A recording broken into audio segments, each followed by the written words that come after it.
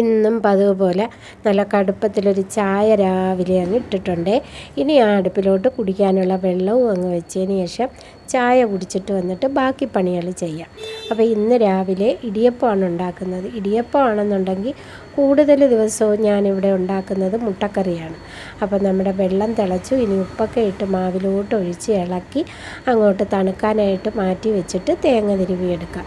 അപ്പോൾ 2 തട്ടിലായിട്ട് മാവ് പീച്ചി എടുത്തു കഴിഞ്ഞപ്പോൾ ഒരിത്തിരി മാവ് അധികം വന്ന് അത് ഞാൻ ഇതേപോലെ കൈകൊണ്ട് പരത്തി തേങ്ങ ഒന്നും പൊതിഞ്ഞ് ഇടിയപ്പത്തിൻ്റെ കൂടെ വെച്ച് തന്നെ അങ്ങ് പുഴുങ്ങി എടുത്തിട്ടുണ്ട്.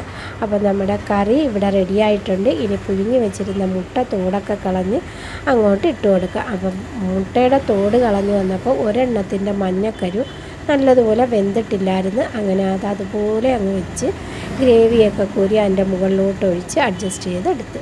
അപ്പോൾ രാവിലെ ഇടിയപ്പം മുട്ടക്കറിയുമായിട്ട് കഴിച്ചേ. ഇഷ്ടപ്പെട്ടാൽ ലൈക്ക് ചെയ്യാനും ഷെയർ ചെയ്യാനും മറക്കല്ലേ.